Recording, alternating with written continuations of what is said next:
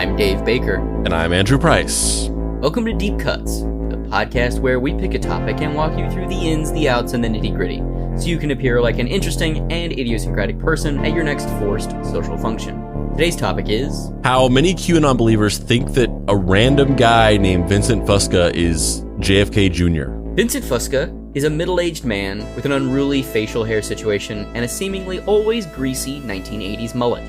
He wears glasses and generally seems like the kind of guy who always says, "brother," too much. But some people, specifically on the internet, think he's fucking John F. Kennedy Jr.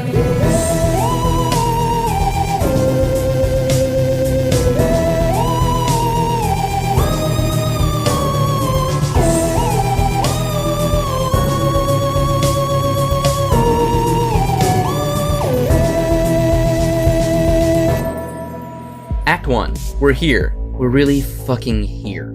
The man known as Vincent Fuska is a fairly private and tight-lipped individual. But then again, you probably would be too, if every piece of personal information you put out online or uttered definitively proved that you're not who people want you to be. Yeah, whenever we talked with Will Sommer, he talked about how he would be at the QAnon rallies covering them, and Vincent would be there, and he would always talk to him, and he would, and you know, it was like almost like that.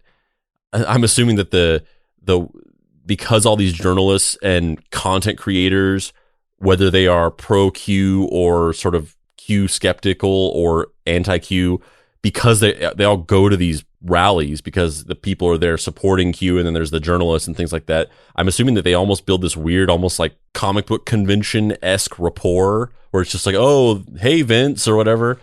So he mentioned how he would just see Vincent at these rallies and be like, hey, and then he would always be like, you know, I want to interview you. Like, I still, you know, he would bring it up and every time and be like, you know, we still got to do that interview. And Vincent would just be like, yep, we'll talk about that later. And it was very clear that, you know, obviously he never wanted to do the interview because every word that he uttered publicly would be a step closer to ripping the curtain back and revealing, like, there's nothing he could say that would be beneficial to him in his clear desire to want to let people believe that he is JFK Jr. because he likes the attention. So there's literally no incentive for him to ever do an interview where every single word he says is just step closer and closer to making people understand and realize that he is not JFK Jr. He's just some random guy. Yeah, I mean, that's kind of something I wanted to talk with you about, is like this idea of like passive celebrity, where the internet or the kind of viral mob sensation heaps something on you, and then you're burdened with it, and you either choose to ignore that moving forward for the rest of your life, you know, because there's a lot of people like the oh my god girl, you know, from the meme, or this guy from the meme doing the little like hand rubbing together in the yellow shirt leaning out from behind the tree, or like there's all these people that are, if you saw them in the real world, you'd be like, oh my god, it's you. Or like when Vine was really big, when there was that, you know, some fries, motherfucker, surprise, motherfucker, these thighs, motherfucker, whatever that guy was from that meme, like that guy was huge. Like millions and millions of people knew who that guy was for like 2 years. And probably he still gets recognized from that. But he's not famous in the same way. It's this sort of passive celebrity where it's not something that you really even chose or pursued. It's something that kind of society at large just heaps on you. And then you as the individual have to figure out how to live with that in some sort of equilibrium, some sort of balance. But he is this weird way where normally it's kind of like punching down, where we're all kind of laughing at the oh my god girl, or we're all laughing at Star Wars kid. But this is like one of very few examples I can think of, like positive or punching up passive celebrity. Like it's very rare that it's the dynamic of a charlatan grifter or a cult leader or a snake oil salesman who goes out and tells people that they are something, and then they grow followers that believe them. It's that dynamic. It's like it's a hybrid of that and becoming a meme. because he became a meme. He had literally nothing to do with it. He went to every Trump rally for like the entire fucking 4 years that he was president.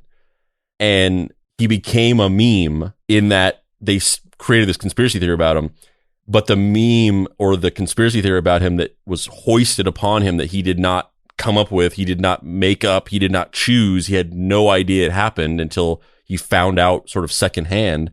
But the conspiracy theory or the meme about him is that he is like a savior, or like he's like a cult leader or whatever. Like it's not that he's a cult leader, but it's like the equivalent of that. Like people want to follow him. People think that he's some kind of secret hero.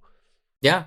It's it's a very weird folkloric kind of internet urban legend thing, but like 4 generations into the internet. So the kind of fun or innocent or banality that early internet legends had is completely removed and replaced with this cynical grift that you're talking about. Yeah, it's like he's like Forrest Gump. Like he just started running and everyone it's Forrest Gump, but filtered through like a biblical doomsday prophecy.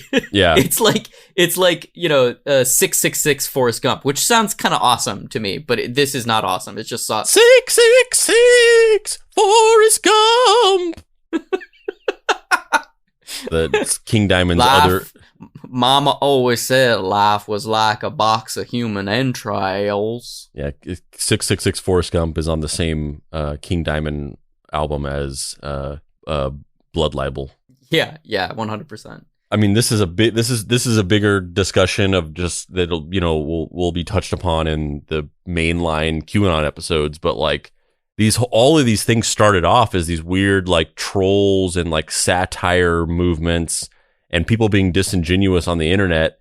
And like clearly when these things jumped over into the mainstream and were stripped of their context and people started believing them earnestly, like it makes a lot of sense with the child trafficking stuff and the Save the Children stuff, like for you to create these science fiction LARP storylines about things, but they involve these things that are very emotionally triggering, and that those things would jump over and then a bunch of like concerned, oblivious, middle-aged people would be like, what? And get really into it. I will never in my life understand.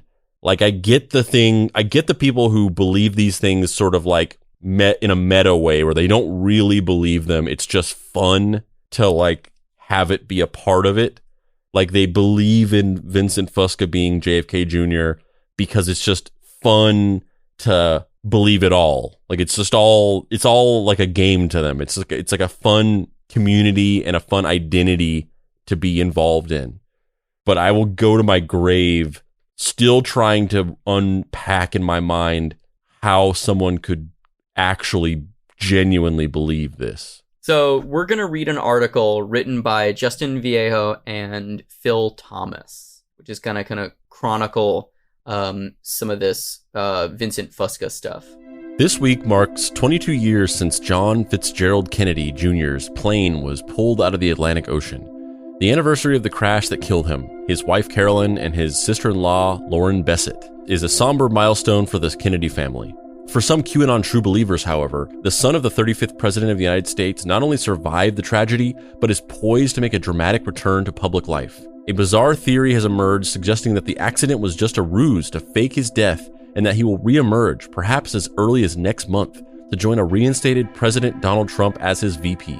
A viral video has even shown a middle-aged man that some QAnon devotees claim is JFK Jr. himself. The theory is strange, even by the standards of QAnon, which claims Democrats and Hollywood celebrities are involved in a secret cannibalistic cult which Donald Trump is secretly battling. A theory expounded in cryptic internet messages by a mysterious prophet-like figure known as Q. And while only a fraction appear to believe the JFK Jr. angle, experts say it is still damaging to their relationships and their grasp on reality. Will Sommer, author of the upcoming book Trust the Plan, The Rise of QAnon and the Conspiracy Theory That Reshaped America, and a longtime observer of the conspiracy theory, estimates that about 20% of Q followers believe in JFK Jr.'s reemergence, but that those who do 100% believe it.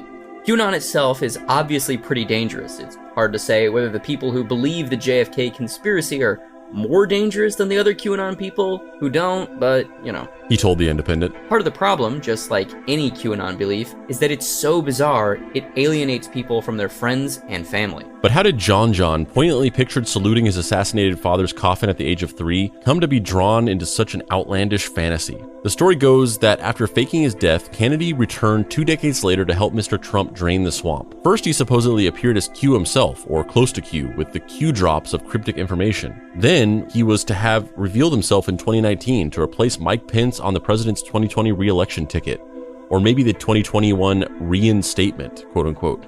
Supposedly scheduled for the 13th of August, although there is no mechanism for reinstating a former president, and also way past the 13th of August, guys. Or maybe the 2024 campaign. The timeline has kept shifting with each passing milestone.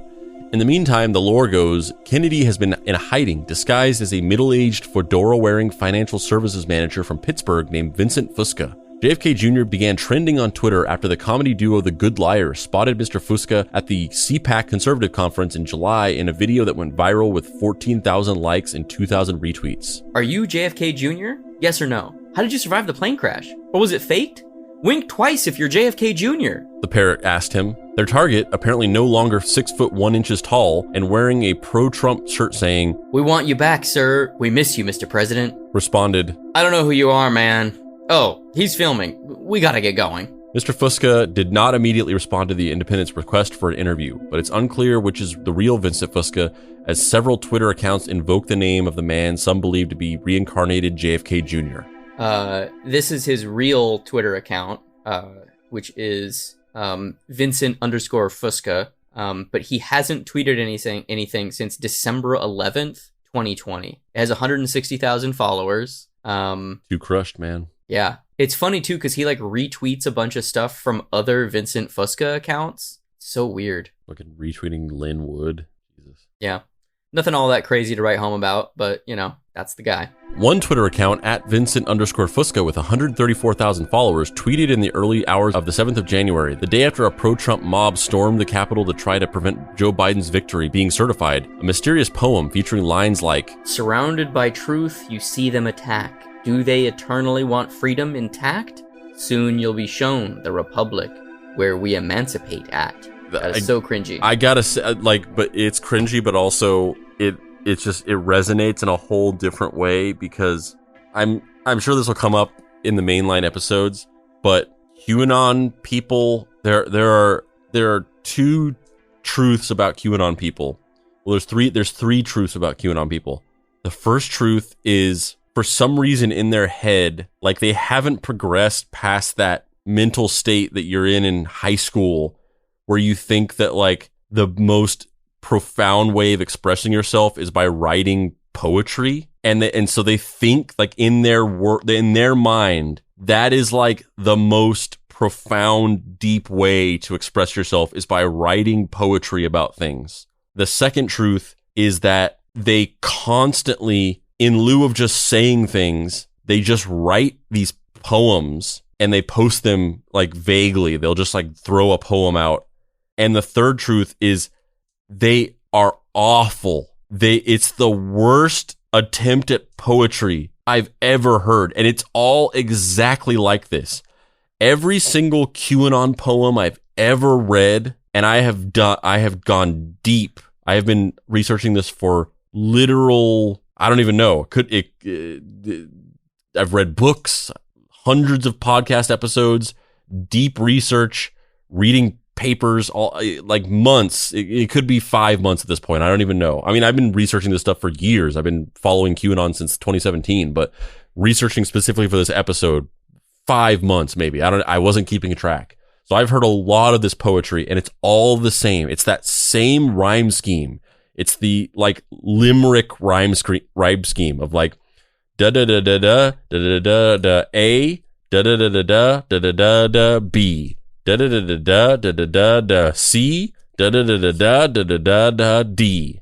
Every single one of them has that exact same rhyme scheme, and they are all this terrible. Another account, at Vincent __ Fuska, describes himself as a loving husband, father, patriot, and Trump supporter with undying love for the U.S., which I think that is the real one. Yet another is called Vincent Fuska has officially returned. He hasn't fully tweeted since Joe Biden won the election in November, but preaches his own resurrection. Vincent Fuska has officially returned. My return is slated for 7/4/20. The date has moved up. Vincent Fuska is back. JFK Jr. is risen. The theory appears to have emerged from an April 2018 Q drop, resurfacing a pre-Q era theory in which JFK Jr.'s 1999 plane crash was orchestrated by the Clintons, supposedly to prevent him from running for the New York Senate seat later won by Hillary Clinton. Fact-checkers from Snopes had tackled this old strain of the conspiracy when it spread during the 2016 election, pointing to a New York Daily News article in an effort to debunk it. The one thing I will agree with the QAnon people on is that Snopes is a little bit compromised. They've had some shady things going on and behind the scenes for a couple of years now, so I've sort of become a convert to not using Snopes as an accurate source of information. Daily News journalist Joe Siegel wrote 4 days after Kennedy's death that two friends confirmed the best-kept secrets in politics that he had been seeking the seat. The idea became moot once First Lady Hillary Rodham Clinton signaled her interest in running, but the two friends said they expected the son of the slain president eventually would have jumped into politics as a candidate. The story said. The second friend called Kennedy's interest pretty serious, adding, I think he was intrigued by the idea. Would he have decided in the end to go for it? I don't know, but he was clearly thinking about it. He talked to a few people about it. Then the Hillary thing ended it pretty quickly. Writing for the Daily Beast, Mr. Sommer has been following the evolution of that pre-Q conspiracy into a Q conspiracy since it emerged on 4 and 8chan message boards around October 2017. The summer of that year, a new poster going simply by R, later dubbed Rannon, connected the existing conspiracy that Kennedy faked his death by saying he did it to become Q so that he could help his friend Donald Trump become president. The supposed evidence, Mr. Trump met Russian President Vladimir Putin in Helsinki on July 16th, the 19th anniversary of Kennedy's fatal plane crash. Mr. Sommer says that for many QAnon believers, this theory is a step too far. There's this funny dynamic in QAnon, both with JFK Jr. and other stuff, where they say, oh, I believe the world elites drink children's blood and all this kind of stuff, but whoa, JFK Jr.? That's the crazy one. I think it's just so farcical on the face of it that they're just kind of embarrassed by it. If someone comes out and says, I think the world elite abuse their power to abuse children, that doesn't sound crazy. If someone were to come out and say, I think JFK Jr. is still alive, yeah, that's kind of embarrassing. Rolling Stone writer E.J. Dixon continued pulling the thread and found the idea gained popularity after George W. Bush campaign staffer turned investigative journalist Liz Crokin, formerly of the Chicago Tribune and National Enquirer, began tweeting and talking about the theory in 2018. Right after I shared this on Twitter, there was a hit piece written about me, and I'm thinking, that's really crazy. This is so bizarre. I just tweeted a theory that wasn't even my own and said this is interesting, and the next thing, there's a hit piece about me, calling me names. So that made me think, there's something to this. She said in a YouTube interview and gave me a massive headache. It hurts. It hurts. The way that Q talks about JFK Sr. in their posts is with such love and passion. It makes me think that it's someone close to him. To me, if JFK Jr. faked his death and was alive, it would make sense that he was Q. All of these Trump supporters talk about Donald Trump as if he is like the fucking Messiah. They say they love him. They like pray to him. Like, so are they all related to Donald Trump? Like, is the way that people talk about Donald Trump on the internet mean that they are secretly his sons? You're all Donald Trump's sons because of the way that you talk about him on the internet.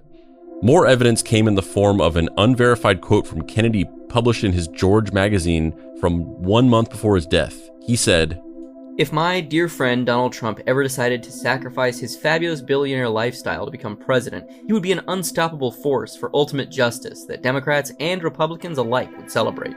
The two are friends, and the photo of them together used in the post was real, from a New York Knicks game in March of 1999, 3 months before the June 1999 issue that the quote claimed to be from. The closest quote fact-checkers from the Poynter Institute's PolitiFact found was from a story in the New York Post in November of 2016 from Michael Berman, co-founder of George magazine, when Mr. Trump and Kennedy schmoozed at Mar-a-Lago. As frequently happened to Kennedy at his events, talk soon turned to whether he could envision himself running for president.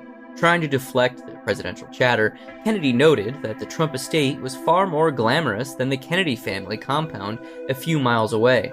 I think you should be asking those questions of Donald, Kennedy said, according to Berman. He'd clearly have the most extravagant winter White House. Kennedy crashed the Piper Saratoga plane he was flying with his wife and sister-in-law as passengers into the Atlantic near Martha's Vineyard on the 16th of July, 1999. Their bodies were found 5 days later. The latest tragedy to befall a family apparently haunted by misfortune made headlines around the world. For his supposed return at the 4th of July rally in 2019, some supporters carried JFK Jr. face masks. Others carried Trump JFK Jr. 2020 flags or wore his likeness on their shirts, shouting, "He's alive!" Mr. Sommer says supporters cheer and interact with Mr. Fuska when they see him and ask him if he really is JFK Jr. His whole deal is that he's very cryptic about it. He obviously knows what's going on, but he doesn't want to comment on it. Mr. Sommer says. He talks about Q and stuff like that, but when I'm like, I want to talk to you about how people think you're John F. Kennedy Jr., he doesn't do that. Spotting Mr. Fuska in the background of MAGA rallies and GOP events has become a very popular sport for some QAnon believers. He was seen at Mr. Trump's Ohio rally on the 26th of June this year, according to Patriot Takes. Before that, he was seen at CPAC in July. He was also seen at CPAC 2 years ago in this Reddit post. JFK Jr. spotted at CPAC. Hillary's arrest must be imminent. At February CPAC, he could be seen behind former Housing Secretary Ben Carson, giving a double thumbs up as if to say, "Trust the plan."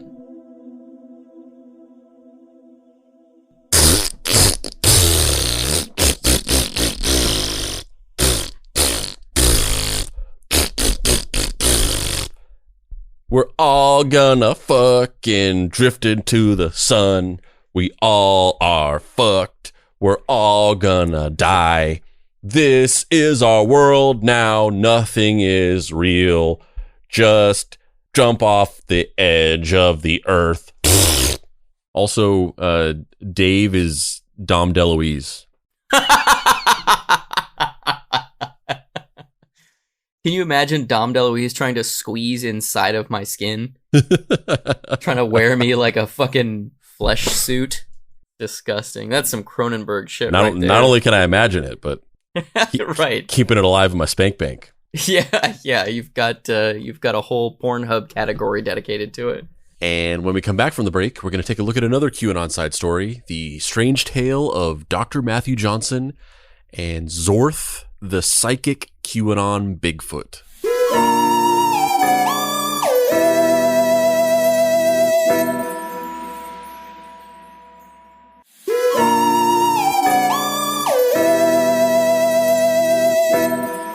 On today's mini episode, we're going to chronicle how Dr. Matthew A. Johnson is an odd bird. He seems like the type of person who lies about inconsequential things. And then, when you question him about it, he just smiles and says, I don't know, I thought I'd get away with it. Johnson is the man behind the tiny corner of the internet that's obsessed with Bigfoot called Squatchin' USA. He's written books about Bigfoot, claims to have seen them repeatedly in person, and even claims that they visit him in his dreams, psychically. But that's not the weirdest thing about Dr. Matthew Johnson. The weirdest thing he's ever done is pivot his whole Sasquatch grift into backing Donald Trump and trying to siphon off QAnon believers into his weirdo side cult having to do with the missing link. What a fucking time to be alive. Act 1. A doctor and his delusions. Dr. Matthew A. Johnson, not to be confused with the other Matthew Johnsons out there, the Johnsai, if you will, is a small potatoes conspiracy theory influencer on weird, dark, seedy corners of the internet. He's got about 6,000 followers on his YouTube account and about 13,000 followers in a Facebook group. He's not particularly charismatic, doesn't have a very strong story sense, or any innate comedic timing. And he generally appears just to be attempting to pry hard-earned dollars from true believers who wander into his shallow end of the kiddie pool. Most of his videos involve awkwardly describing interactions he swears are true with big feets, or weirdly horrible comedic routines with a make-believed hillbilly sidekick, which he has christened Bubba. I'm not even joking about that. Wait a minute. Wait a second. So he's a shitty content creator who has very few followers on social media. He has bad comedic timing, and he tries to convince everybody that his weird furry friend is real. This is just our show. except for he's actually making money. Like you're sitting here shitting on this guy, and he's like a level up from us because he's actually making money from this. Yeah. Let me get a little bit further into his biography and stuff before we just kind of shoot the shit about him a little bit. And just for the record, so today's episode is going to be a bonus episode that we're going to put out in between our mainline QAnon coverage episodes. So this episode is probably not going to be all that long, and it's just kind of going to be Andrew and I riffing on this bizarre, weird corner of QAnon that isn't quite substantial enough to deserve to be incorporated into the main coverage. Do you think they're gonna say no? We hit them with the BE, the bonus episode, an additional episode in a week. You think they're gonna say no? You think they're gonna be like, oh, it's only 30 minutes, fuck this. So Matthew Johnson's primary identity online is that he's an expert in Bigfoot. This is where it kind of all starts for him. He develops his original cult of persona around this idea that he's an expert on Bigfoot. He wrote a book a few years ago titled Bigfoot, a 50-year journey come full circle. The solicitation for the solicitation text for this book reads: In July 2000, Dr. Johnson and his family encountered a Bigfoot on the mountain above. There's just something so funny to me about a Bigfoot. Like that's like a Dracula to me. Like, is that how they refer to them? Do they call them like it's a Bigfoot? It's a Bigfoot, yeah. Mm-hmm. Dr. Johnson and his family encountered a Bigfoot on the mountain above the Oregon Caves National Park. Since then, he spent 16 years pursuing the Bigfoot forest people with persistence and relentless commitment. He transitioned from an aggressive old-school paparazzi money shot researcher to a habituator and on to an interactionist. An interactionist? It's like, what is a habituator? A habituator is like, we've been dating for a year now. We're trying to spice up our love life, and I just really want to try this. What is it, honey? I'm not going to judge you.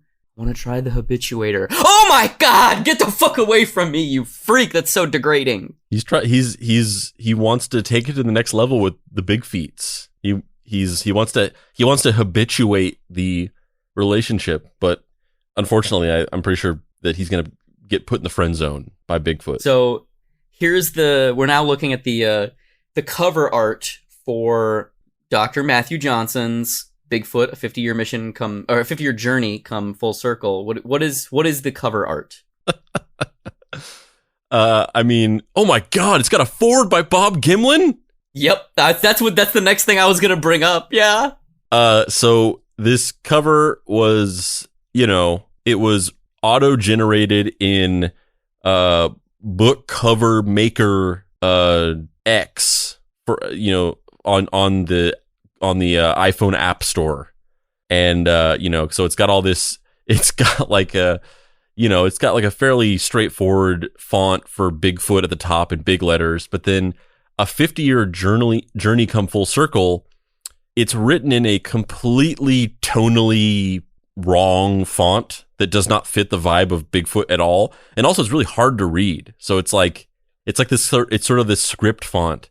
It's kind of it just doesn't fit the vibe of Bigfoot. It's like a cursive, like Bigfoot. So the cover image is you're looking at a night sky, and there's a silhouette of a mountain that is a centered composition in the middle of the book, and the silhouette of the mountain is, as it kind of goes down, is turning into a Bigfoot's face, almost kind of like fucking Mount Rushmore or something, where it's like the Bigfoot's face is carved out of the forest. It's this kind of metaphor, right, of the forest people in large block font over the night sky. It says Bigfoot, and then in blue, a very similar shade of blue to the night sky in a cursive handwriting font. It says a 50-year journey come full circle. Below the Bigfoot's head, forward by Bob Gimlin, who we all know is the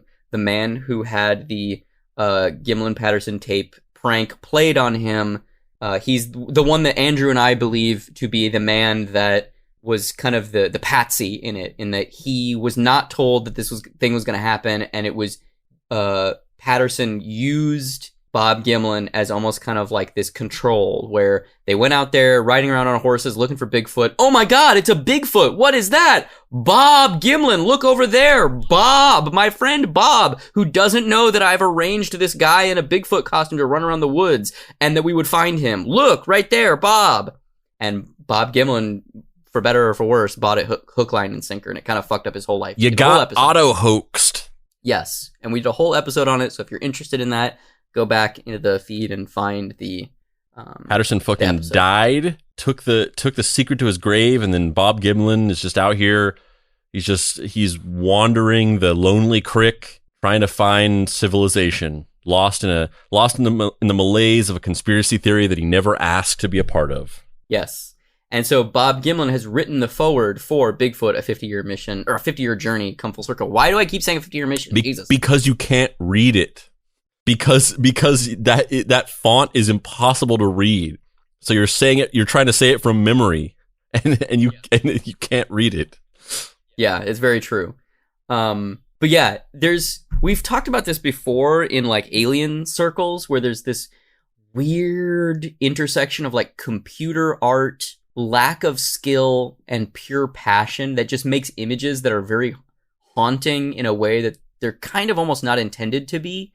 And this image of this Bigfoot is exactly that Venn diagram. Haunted, it's really scary by the specter of this creepy Bigfoot. I am gonna have some nightmares about this for the rest of my life. Yeah, it's really creepy in a way that it is not intended to be. I don't enjoy this, but I also love it. That face peering at you out of that mountain, like it's something wrong about it. Yep, yeah, it really is. Let's briefly go to the Amazon page for Bigfoot 50-year journey come full circle, and just kind of look at the reviews.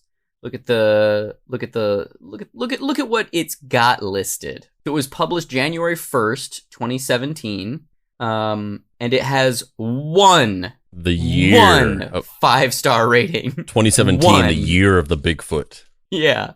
How many pages is it? It's 400 pages? 443 pages. God, that's so many pages. Yes, that is so many pages. Like whenever I read some bullshit little self-published book for research for this show, or just, out of curiosity, like that shit better be like 130 pages. Mm-hmm. Yeah. And that's all there is on the Amazon page. There's not even one review. It's just one 5-star rating, which was Matthew Johnson himself. It's ranked on the bestseller list. It's ranked as 1,948,151. Good for you, man. Good for you, Matthew Johnson. Yeah, they didn't even. They gave it a 5-star rating, but no actual review. The guy from the guy that murdered aliens with a samurai sword. What the fuck was that guy's name? His ranch, Stardust Ranch. That guy had that guy's self-published book had like hundreds of reviews on it. They're all like, this book fucking sucks. But because he had hundreds of reviews. Dave, it's 455 pages. That's why. It's exactly what I just said. The fucking Stardust Ranch book is like 70 pages. Like you could pick that shit up and read it in like an hour. This is 455 pages. That's way too many pages. Although that really is a testament to how little anybody's willing to commit to that page length, because I'm surprised that there aren't more people who would be willing to read this, considering that it's got the Bob Gimlin forward. Yeah. That's like Banksy putting up his quote on the side of your fake art show. Yeah, I want to just read what Bob Gimlin wrote as the forward. Like his forward is just like, "Dear Dr. Matthew Johnson, I will not be writing this forward. I am too busy in my crick. Please Stop emailing me. He put the rejection letter as the forward, which is I would totally do that. That's one of my favorite Whitest Kids You Know sketches. That they come out and they're like in front of a curtain and they're like, tonight we have a special presentation. We are doing a sketch that was written for us by Monty Python's John Cleese. And then like the curtain opens and then it's like two people sitting at a restaurant and then they start talking, but the things that they're saying are just clearly a rejection letter from John Cleese. Surprisingly, Dr. Matthew Johnson got interviewed by Stephen Fry. How weird is that? I mean, that's like interviewing these like wacko like conspiracy theorists is like the bread and butter of these like sort of pithy insult comedians. So I'm not particularly surprised. Like that show that what the fuck is his name? The Australian comedian. Yeah, he has QAnon people on his show all the time. Jim Jeffries, is that his name? Don't Carries, is that his name? Don't Watchies, was that his name? He had George Lazenby play his dad. That's why I hate him. Ladies and gentlemen, boys and girls, cats and dogs, fleas and ticks, welcome to a new YouTube video on Team Squatchin' USA. It is Tuesday, May 18th, 2021 at 2:22 p.m. in the afternoon. I have a no-show, so I thought I'd take us all on a quick stroll down memory lane and watch a blast from the past. This is a video of an interview that Stephen Fry, the British actor and comedian, shot with me in Southern Oregon. Hold on for a second. Before we go on, Matthew Johnson looks like... You don't even have to say anymore. It's just entering the bit of Matthew Johnson looks like is hilarious to me. He looks like Jeffrey Tambor got hit over the face with a hunting trip. Dr. Matthew Johnson looks like the type of guy who's constantly trying to smell his upper lip. Dr. Matthew Johnson looks like he gets way too mad when you don't refill the ice cube tray. Dr. Matthew Johnson looks like the type of guy who says he doesn't believe in feminism. Not that he's not a feminist, but he doesn't believe in the concept. He doesn't believe there is a concept of feminism. He doesn't believe that there's women. Yeah. He's like, I've never seen one. Bigfoot, though? I've seen them bitches. Dr. Matthew Johnson looks like he eats chapstick. Dr. Matthew Johnson looks like the type of guy who gets just a little too sexually aroused when using Q-tips in his ear canal. Dr. Matthew Johnson looks like he sleeps in a bed of Safeway pies. Dr. Matthew Johnson is the type of guy that you are inevitably going to interact with in line at an Arby's. For sure. 100%. He's like just a black hole of charisma. Southern Oregon habituation area, but actually during this time around 2008 or so, 13 years ago, it was a Southern Oregon research area. This was while I was still an old schooler. And so you're going to hear me talk like an old schooler. You're also going to see me looking a little less gray and a little younger and a little lighter. So kick on back and enjoy this couple minute. He's vamping. He's like filibustering his own video. Like he just doesn't know what he's going. He never knows what the next word he's going to say is. And then he's just like at the last second figuring out what it is as he's saying it. Oh, Dave, it's him filming his computer of the video. Yep. It doesn't cut to the video. It's him with his camera pointed at his computer playing the video. Yeah, dude. That's everything with this guy. It's like, what is the dumbest bullshit way that this could happen? That's how he does it. It's amazing. It's like he's making a bootleg video of his own video. The land of Oregon, that a creature even more endangered than the spotted owl is reputed to live. Well, according to Matt Johnson. We want to prove the existence of the animal officially, and therefore get it listed on the endangered species list and protect its habitat. Right. Tell me how you know that he does exist. Well, my family and I, we went through the Oregon caves, and then we decided to hike the Big Tree Loop Trail.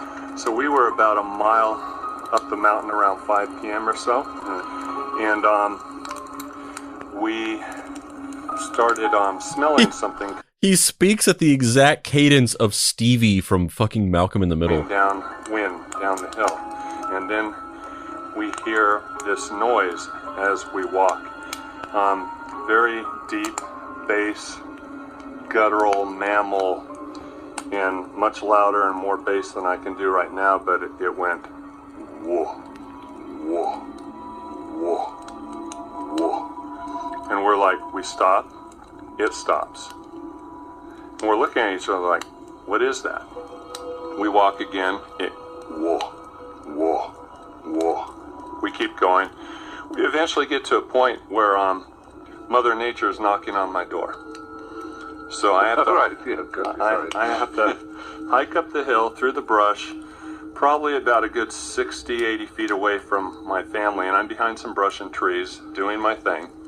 Then all of a sudden, out of the left corner of my eye, I saw something move, and I turned my head, and I looked down, and that's when I saw Bigfoot walk off the pages of myth and legend into reality.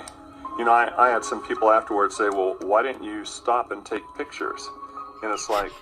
that entire video, first of all, Dr. Matthew Johnson speaks like he, at all times, has just climbed 3 flights of stairs. And also, the look on Stephen Fry's face, that entire thing is like, I thought I was going to sit and listen to a crazy talk about some interesting stories, and it would be a big laugh for everyone, and we'd laugh at this goofy guy and his dumb stories, and this is the most boring thing I've ever heard in my life. Like, he's just like dying. His eyes are dying as he's listening to this guy talk.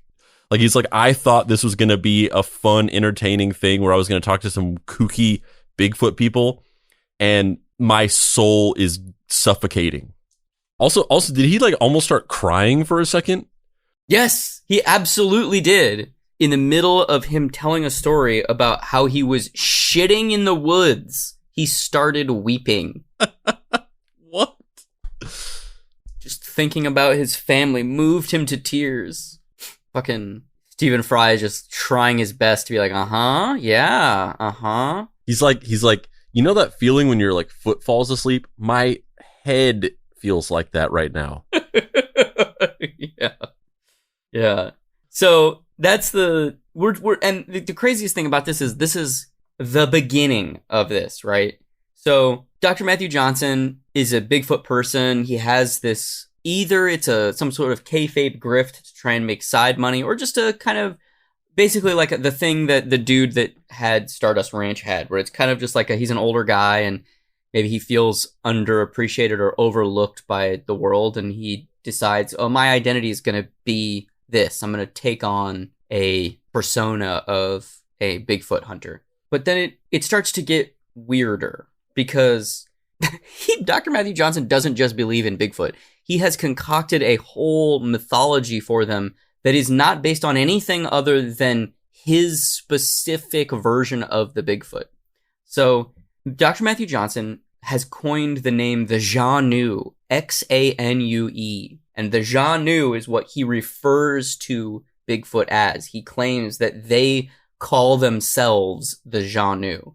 How does he know this? Well, he claims that he has been visited psychically by a Bigfoot who goes by the name Zorth, Zorth. And Zorth is a member of the ruling council of the Xanuu, referred to as the Council of 12.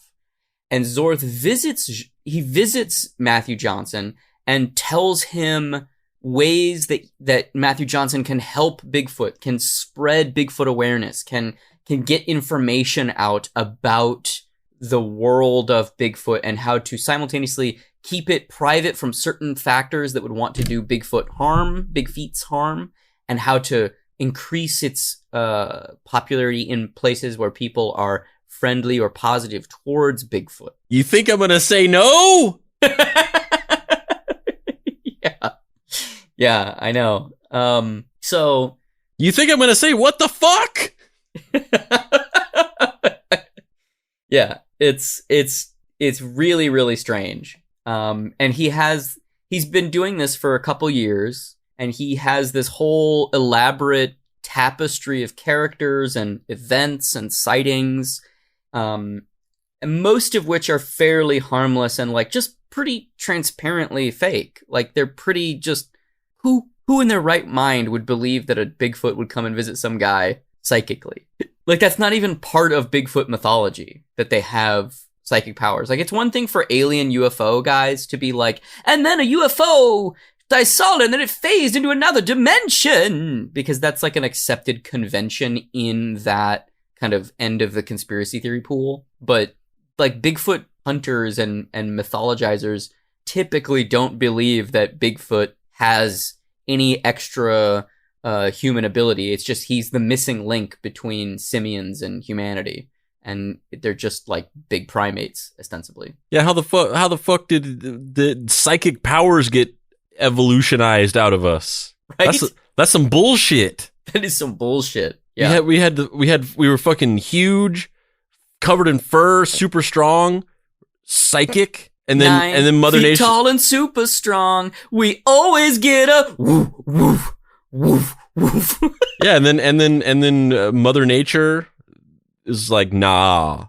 They need to be like tiny, hairless, and just like, not only do they not have psychic powers, they just don't know what the fuck is going on ever.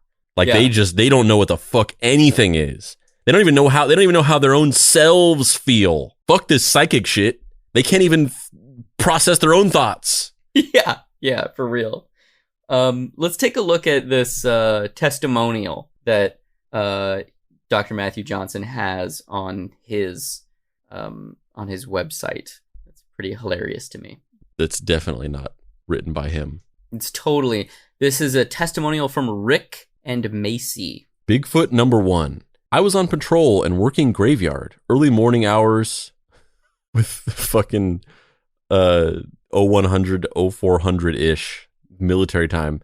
I responded with a couple other deputies to a sparsely populated area of Prospect, Oregon. I don't remember the specific service call, but I remember a male suspect had left the scene and was possibly armed. I had night vision and thermal imaging with me. While the deputies were working the case, I was on the perimeter looking for the suspect. I saw a hot spot on the thermal imaging camera, and it looked like a human figure hiding behind a tree. The area was about 100 yards east from the suspect's house, on the Rogue River side. Also, since I am familiar with that area, I knew there was a massive drop-off to the river from there. I didn't want to light up the area with my flashlight until I got into a better position of cover. Once I did that, I got ready to light the person up. At this time, I heard on the radio from the deputies. They had the suspect in custody. What? Now I'm confused. Who the hell is this person hiding in the woods? I then watched the person walk away from me. The figure moved from south to north in a straight line and barely moved up and down as a normal person would do while walking. The person was also silent. I didn't hear any noise from the ground. I watched until the figure disappeared further into the woods. I lit up the area with my flashlight and couldn't find anyone. I went back and forth between thermal, night vision, and a flashlight to try and find this person again, but I never did. I then walked to the area where I first saw the person. There. I think there's more. There's more. I was like, it just ends with there. What the fuck? This is like the weirdest layout for a website. It's because Dr. Matthew Johnson made it himself. Dear God, this is so fucking long. Oh my God, what the fuck? I didn't read all of this. I just saw that first thing. Oh my God, we don't have to read all of this. Holy shit. This is so long. Oh, well, we'll just read it because there's 2 accounts. Or no, there's more. I think there's 2 accounts. So this Rick and Macy, they have this testimonial is for 4 total Bigfoot sightings. So we'll just read the first one. There were branches and sticks laying all around. Lots of dead fall on the ground, preventing a normal walk. I had a hard time getting in there, and I was making tons of loud noises doing it. The funny thing was that the person I saw moving about on a thermal imaging didn't make a sound and walked normal, uninhibited by obstacles. I didn't think anything more of it, nor did I tell anyone because I couldn't explain it. Nothing really made sense to me until years later. And then he continues to... We're not going to read all of these. There's 4 different Bigfoot accounts. Yeah. I can only assume that the other 3 Bigfoot accounts like give more context to this. Like this person sees another figure in the same area and then gets a better look at it and it's a Bigfoot or whatever. Because from this story right here, it's like you just saw a person in the woods. Like what? I'm gonna give Rick and Macy the benefit of the doubt that the other 3 Bigfoot testimonials like make it more clear that it was Bigfoot. Yeah. Yeah. Can we talk about the artwork on this site for a second? Look at those paintings of those Bigfoot. Terrifying. That's terrifying. I hate it and I love it. They're just like glowy-eyed ape creatures. Done in that same weird Photoshop, kitbashy digital painting style that's just terrifying to me. The Janu. The Janu, baby! Everybody listening, go to https://janu.com, xanue.com/testimonials, and submit a Bigfoot testimonial to Dr. Matthew Johnson. Especially if it's just going out to lunch with Hilsmer and then thinking, oh, that wasn't a Bigfoot, that was just a Hilsmer. Go to janu.com/testimonials and then just submit a bunch of testimonials of encounters with Hilsmer.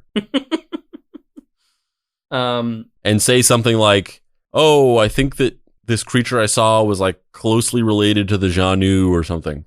So, Matthew Johnson keeps running this Squatch in USA Facebook page and YouTube channel, and he's kind of trying to develop a little bit of a following for his specific brand of conspiracy theory stuff. And, he's getting mixed results.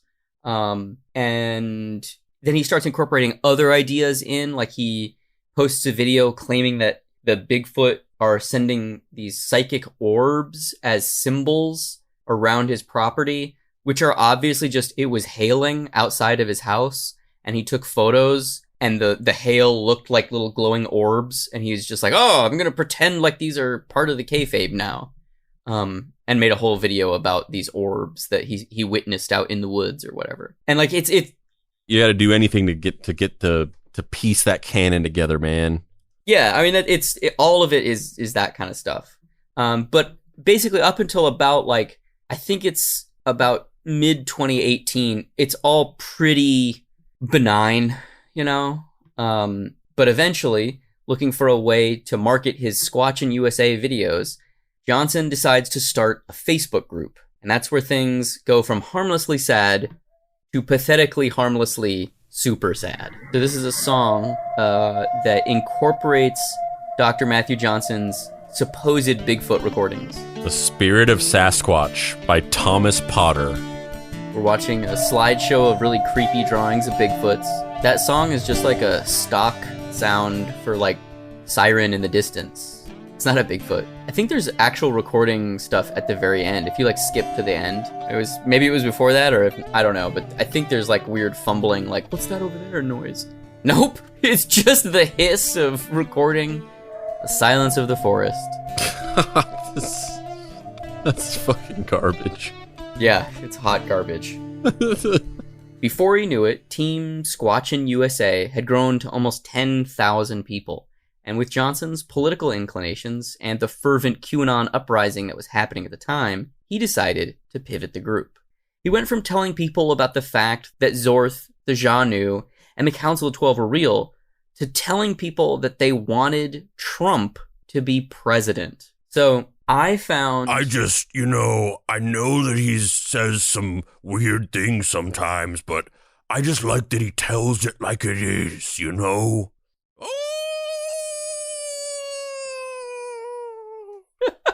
So, I think this is a perfect place to say two things. One, we have been talking about doing a Matthew Johnson / Zorth episode for about a year and a half. I first was introduced to them, to Zorth and this whole Squatchin' USA thing through a friend of the show, T. Krulos, who is a big fan of weird conspiracy theory stuff, and he's the one who turned me on to Dr. Matthew Johnson. Model T! Old dirty tugboat? I don't know, that doesn't work. That sounds like a sex thing. green tea, Earl Grey tea, hot. I got nothing. I don't know. All I know, I'm gonna definitely give you an old dirty tugboat for turning us on to this story for sure.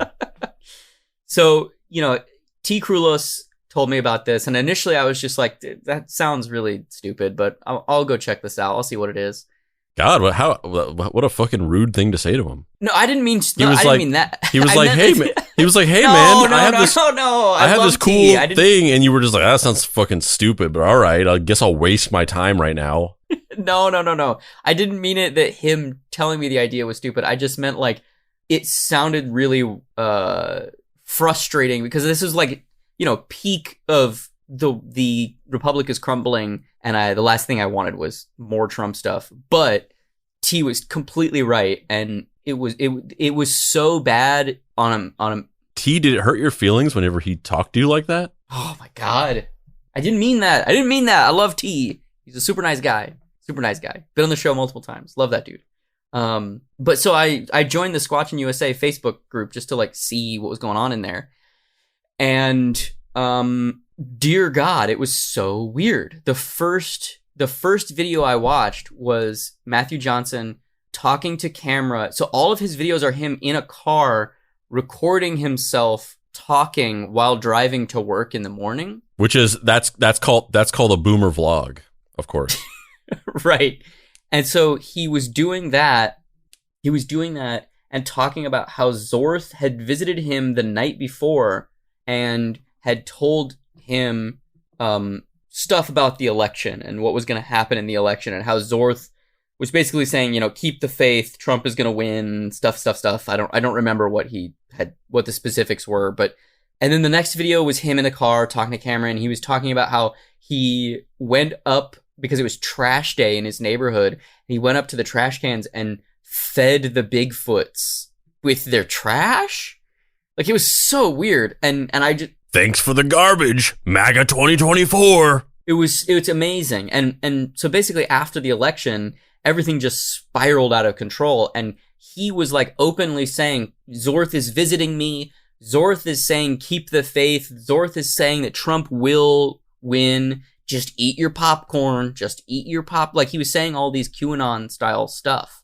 Yeah, because they, as I'm sure we've covered at this point in your listening journey, that's a big thing with QAnon, is they talk about sitting back and eating popcorn, because the whole tenet of QAnon is that everything is a plan.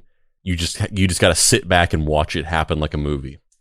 And it 100% was dog whistle QAnon stuff, but filtered through the lens of this weird Janu Bigfoot shit. And I was just so mesmerized by it. I was watching, every time he was uploading a video, I was watching it. Honestly, I'd be straight up more inclined to believe that Q was a Bigfoot than that he was a government high-level insider. So then, January 6th happens, and it spirals out of control. And then all of Matthew Johnson's QAnon-associated content gets flagged and pulled, and he basically gets deplatformed. And in order to save his YouTube channel from being deleted, he wipes all of his Zorth and Trump era videos from the page and pivots it back to its original trajectory, which was just Bigfoot stuff, not political, Bigfoot stuff. You know what?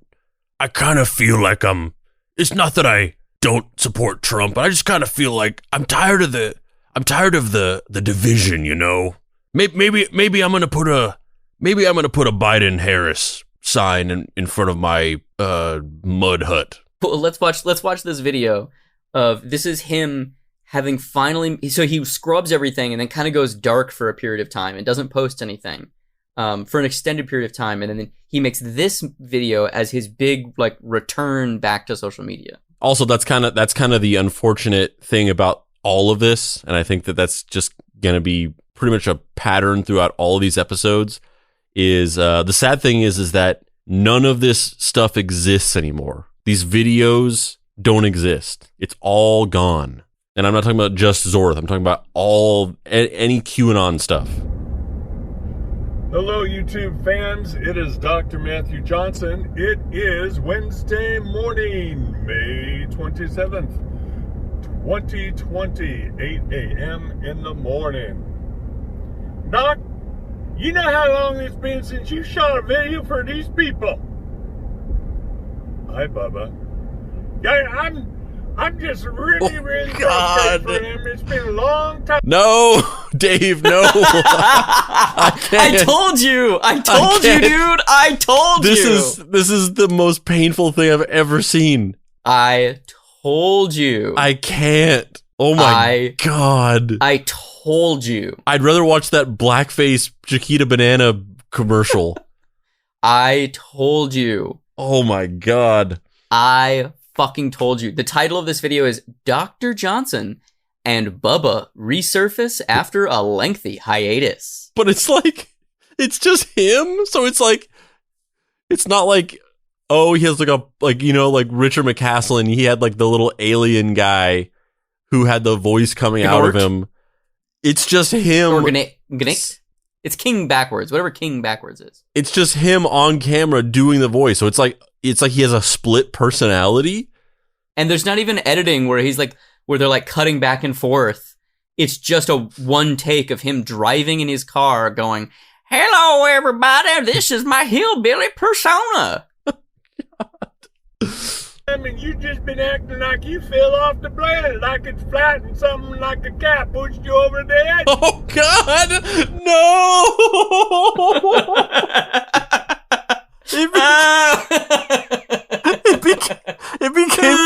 It became Jamaican at the end. It's so fucking sad. Fuck you, dude. Stop doing this. So this hard. is so sad. Bubba, the earth's not flat. I'm fine. Nobody got pushed over the edge. And I've been a little busy. What have you been doing that you've been so busy that you've been neglecting your responsibilities for communicating with these people about Bigfoot forest people? Oh, Dave. Bubba. Dave. Okay. This is how my son plays. This is how my son sits there and messes around and does voices and talks to himself. It's so sad. It's so sad. Shipped out to us in about 2 days. And then once we get it, we'll be shipping it out to everybody who pre-ordered the book by about mid-June. Well, doggone, it's about doggone time you got that book written. Bubba, I just wrote the other one 3 years ago, and, some things had to happen before I put out another book. Well, I just can't wait for people to get their hands on that book because I think they're going to learn a lot. Well, thank you, Bubba. That's very nice. Even though you wrote it, you just had to say that, didn't you, Bubba? Yeah, Doc, we're buds.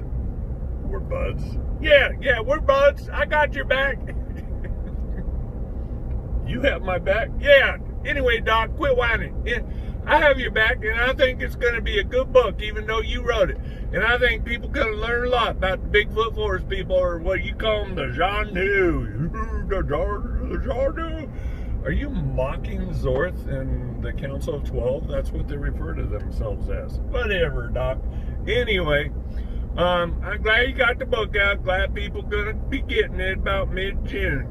And the overseas people have it by July 4th, the American holiday where we kick the British butt. Yeah, be nice to the Brits, okay?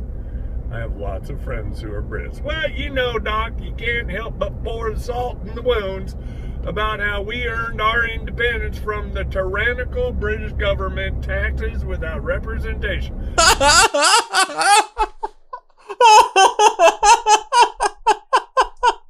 Oh, God! I feel like I've been hypnotized by the Bubba impression because it's starting to sound like Bill Cosby to me. And then we go and we read the book and we got to put the salt in the wound and the British because we kicked their butts in the war. Bro, this video is 12 minutes long. Of him talking to himself. And the craziest thing is, it's 12 minutes long, and he used to do this like 2 times a week where it would just be him in a car being like, well, Doc, I don't know. I don't believe you saw any Bigfoots. Well, now, Bubba, last night, Zorth came and visited me in my dreams. And he said that Trump was going to win. And we just needed to keep the faith. Like, it's a crime that these things were deleted from the internet. Because it makes him seem more sane. I don't know there, Matthew. Nate Silver is saying it's a lock for Biden.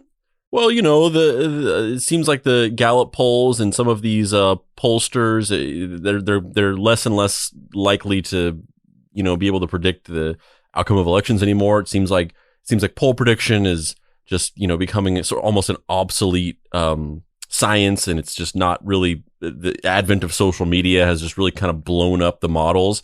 I don't know. Nate Silver is tweeting a lot. I'm gonna have to be honest though. Funnier than Jeff Dunham. Very true. Very true. Very, very true. Funnier than Jeff Dunham. So this is his, you know, we don't need to watch the rest of this. It's just this, where he's talking about promoting his new book.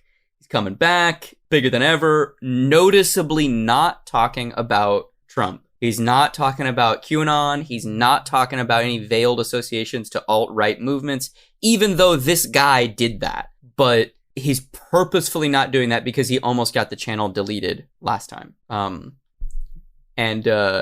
Fascinating. And I really wish that we had recordings of his other videos because they are so surreal. But I feel like this is a perfect time to say that against your wishes, or better judgment, I should say, against you. I was literally just going to say, do we want to talk about this? Yeah, we do. So against your better judgment, when I started writing this episode, I was like, it would be really funny to reach out to him because he's not going to come on the show. So like, fuck it. Let's just reach out to him and get the rejection so we can read the rejection live on air or whatever. And I was like, Dave, he is a fucking grifter. He's gonna say yes. Yeah. So I sent him a message on Facebook and I email him through his website. And I'm like, hey, Dr. Matthew Johnson, I'm a member of the Squatchin' USA Facebook group. I really like your videos. I'd love to talk to you about your new book. We're doing an episode about Zorth and history of Bigfoot on our podcast, Deep Cuts. It's an explainer show. If you want to be a guest, we'd love to have you. 2 hours later, he sends me a message back that says, I'm currently in Florida for a certification convention because I'm a medical doctor, so I need to keep my licenses up to date. After I am done with this convention tomorrow, can I call you in the evening? What is your phone number? And I'm like, fuck yeah. So I give him my phone number, and the next day he calls me at around 3 p.m. my time. He calls me, and he goes, hello, this is Dr. Matthew Johnson. And I'm like, oh, hi, nice to meet you. Big fan of your videos. And he goes, so I just have a few questions. What is your show? How long have you been doing it? Who is it aimed at? And what would you want me to be on the show for? And I mean, you saw his energy. He's got this really weird. Oh, I said I didn't want to do this and I was against this, but if I had known any of this stuff prior, like I would have been on that phone being like, listen, Dr. Johnson, we don't want you. We want Bubba.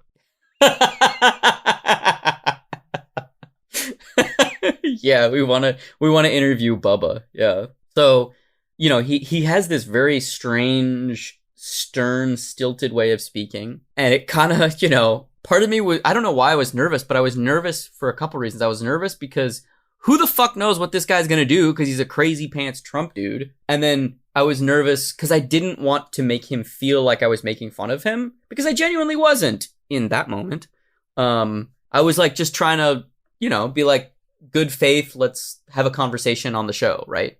And I told him, who the target demographic is and what the show is about and how long we've been doing it. But I was kind of a little rattled because I was surprised that he actually followed through with calling me. So I kind of would answer one of the questions and then he would have to ask again, like, who is the show aimed at? And I'd be like, oh yeah, so, just kind of people who are into, cult or weird stuff. Like, we're not like necessarily true believers. But we're interested in strange or interesting, weird stuff. And how long have you been doing it for? Well, we've been doing it about 2 years now, 80-something episodes, pretty stalwart listener base. And who is it aimed at? Well, it's aimed at, people who like weird stuff, cult movie fans. People are into kind of explainers. Well, I only would want to do it if we could stick to the facts. Are you prepared to stick to the facts? And I didn't really know what that meant. I was like, yeah? What do you mean by that? And he was like, well, I'd like to come on the show and I'd like to present scientific data about how the Bigfoot does still exist and why I think it's, still prevalent in these areas and, photographs of my sightings of it and blah, blah, blah, blah. And the whole time I was just like, bro, I've seen your videos. Like, you talk about being visited by psychic big feet when you're taking out the trash. Who talk to you about, like, Mike Pence. Like, what is this? You want to talk about the facts? Like, what the fuck? This is so weird. Also, he said that he would only come on if we had a 2-hour conversation. And I now know that it wasn't because he wanted to be able to lay out an incredibly dense amount of information. It was because that's the minimum amount of time that he needs in order to even say hello to somebody. Right. Yeah.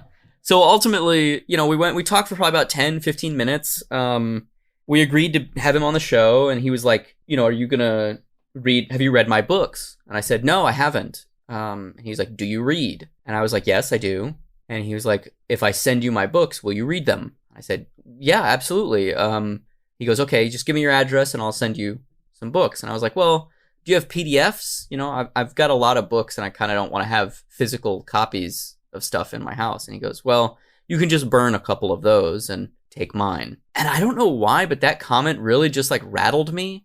Like, I was already like, this guy's fucking weird and like obviously a little out to lunch, and like he loves pretending like he is friends with a psychic best friend Bigfoot guy on the internet. Like, he's obviously either pretending to not be all there for the sake of kayfabe, or he just isn't all there. And the weird thing was that Dave just, in that moment on the phone, he just set the phone down, and then he did light his books in his house on fire. And then he just started screaming, "This is for you, Zorth! This is for you!" And then he just burned down his entire apartment complex. And he's actually just recording from inside of a mental asylum. That's absolutely true. But basically, I just said yes to get off the phone with him as quickly as possible. And then Andrew and I talked about it. And ultimately, Andrew talked some sense into me. And then I sent Dr. Matthew Johnson a message being like, bro, we're going to go in a different direction. We're not going to have you on the show. Because I was just... See, but you say it like that, like now everybody is going to be mad at me and say like, oh, you should have done it. Because they have no repercussions. They want to hear the fucking Matthew Johnson.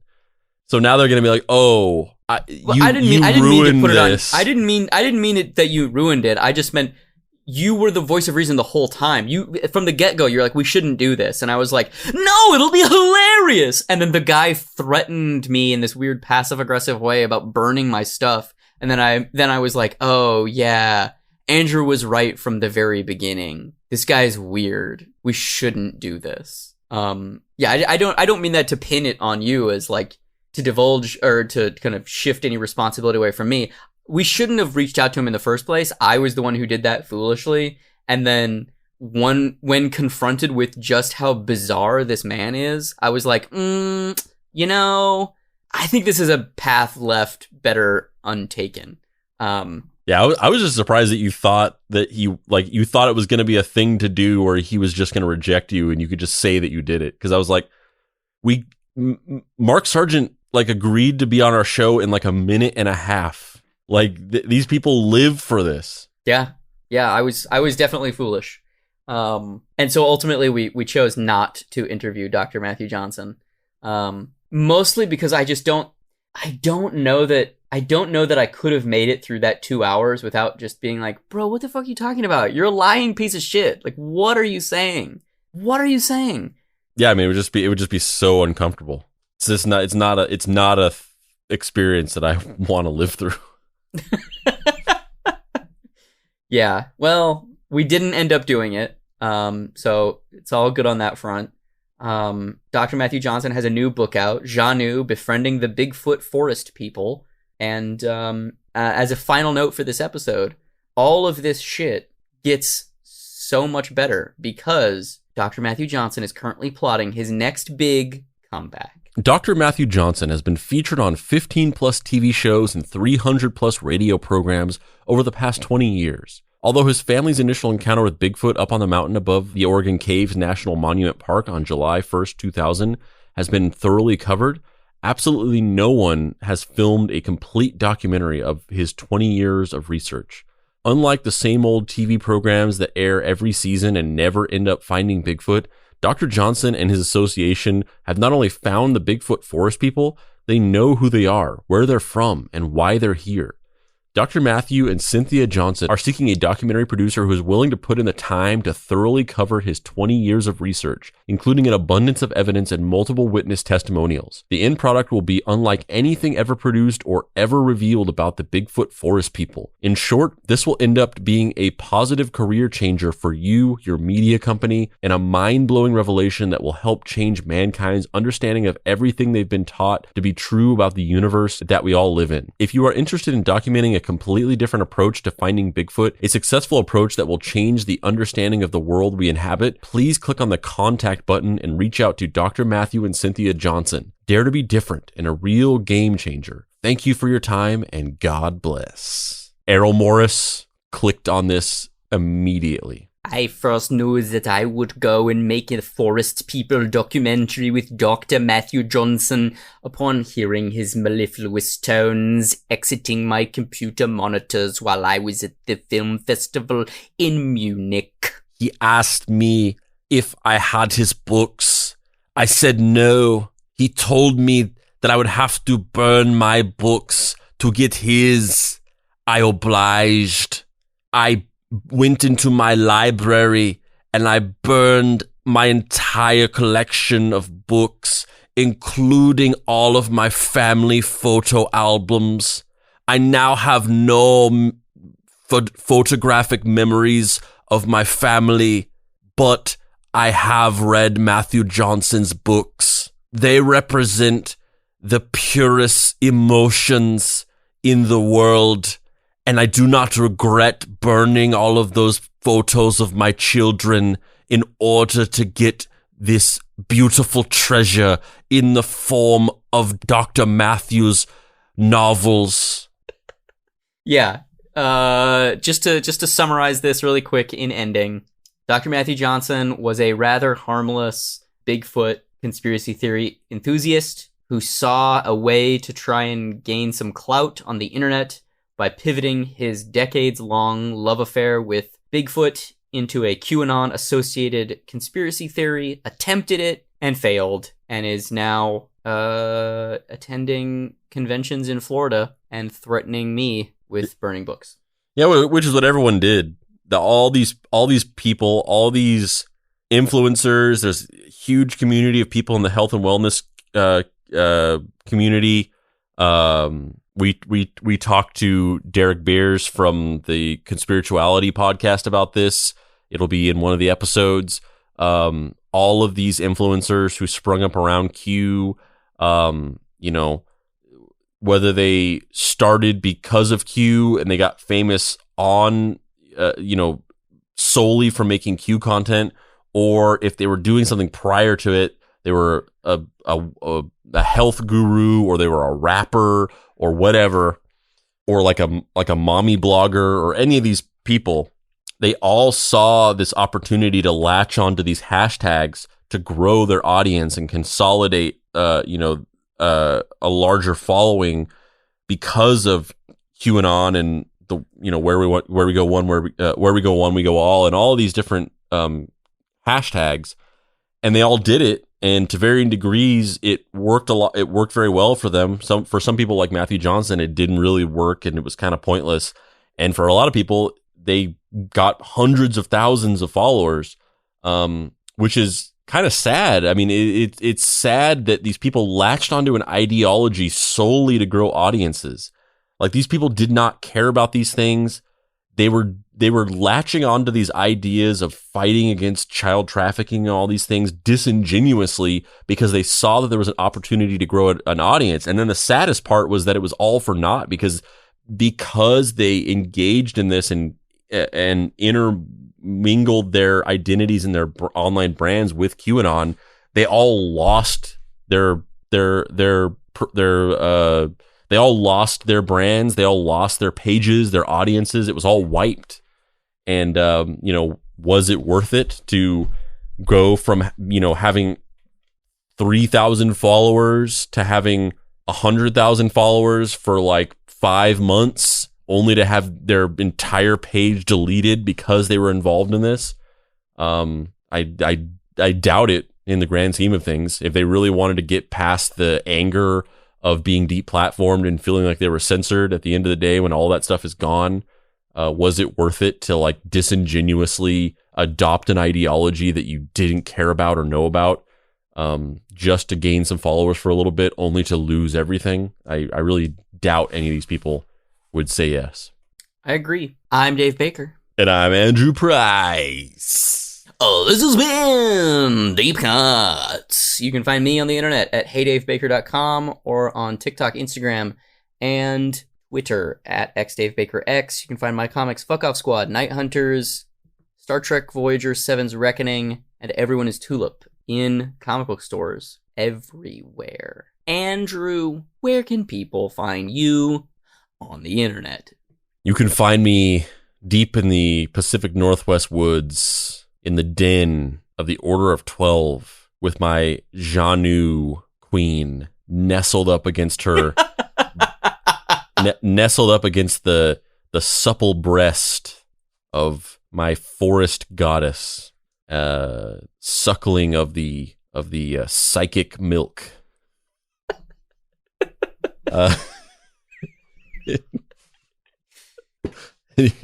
You can find me at dapricewrites.com where you can get my book, Deadbolt AI Private Eye. You know you're not going to get it. Just fucking admit it. We're sitting here. We're playing this game. I tell you every week. You don't go buy it. Let's just get it all on the table.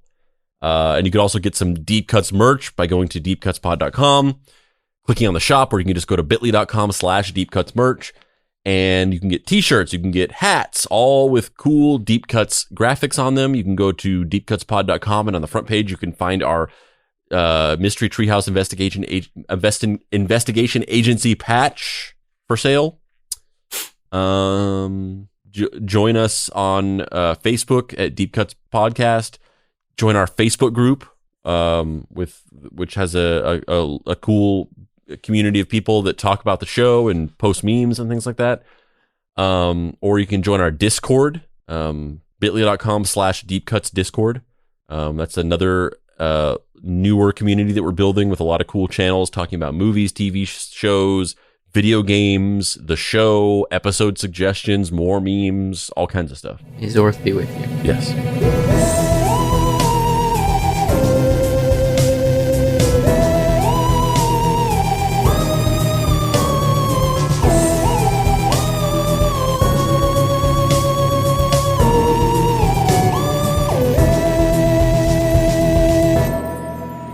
Deep Cuts is a production by Boy Genius Media. If you'd like to find this show and others like it, please visit boygeniusmedia.com or deepcutspod.com. If you want to join in on post-episode discussions, please join the Deep Cuts Podcast Facebook group. Finally, subscribe to our YouTube channel for additional video content. The incidental music for this episode was created by D. Catalano, whose music can be found at wekeepoddhours.bandcamp.com, and the Deadboy Detectives.